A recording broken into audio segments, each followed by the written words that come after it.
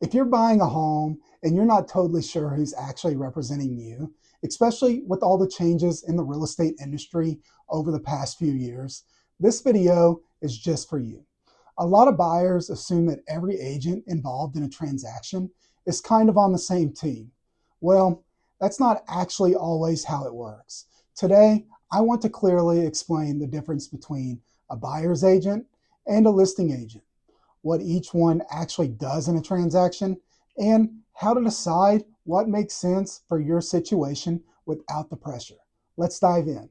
Let's start with the most important thing I want to share with you. In a real estate transaction, there are typically two different roles. You have the buyer's agent and a listing agent. Both are licensed professionals, both know real estate, but they both have very different responsibilities in a transaction.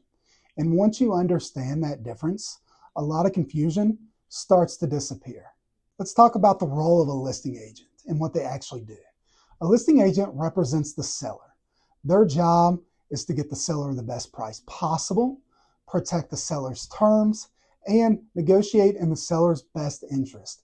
Even if a listing agent is friendly, helpful, or answers your questions, their legal duty is to that seller. That doesn't make them bad. That doesn't mean they're trying to trick you. It just simply means they're doing the job that they were hired to do in the first place. And this is where a lot of buyers get unintentionally confused. Now, the role of buyer's agent. A buyer's agent, on the other hand, represents you, the buyer. Their role isn't just opening doors or writing offers like a lot of people think. A buyer's agent helps with things like explaining contracts and deadlines, helping you understand the inspection results, protecting your earnest money deposit, advising you during negotiations, helping you navigate appraisal issues, and also keeping everything on track between lenders, inspectors, and the title company. Most of the value a buyer's agent provides actually happens behind the scenes, especially when something doesn't go right.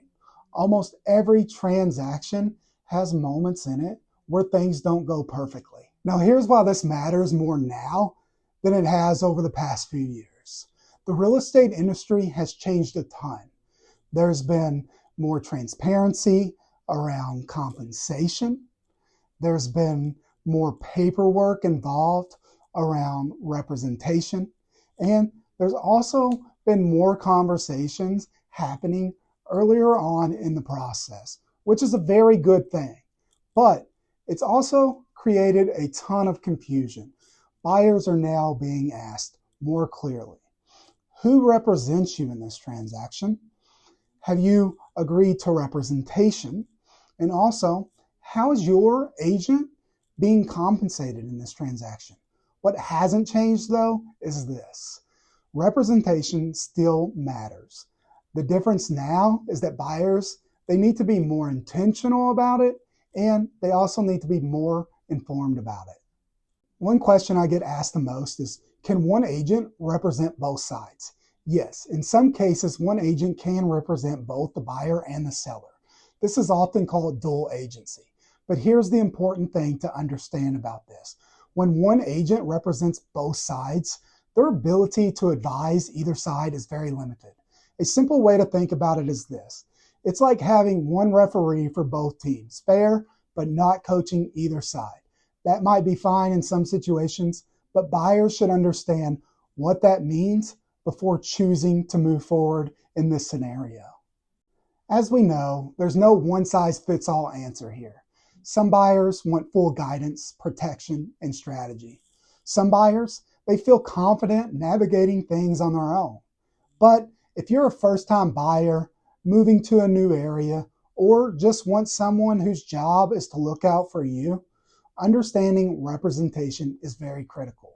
My goal isn't to convince anyone to do things one specific way. My goal is to make sure you're not guessing.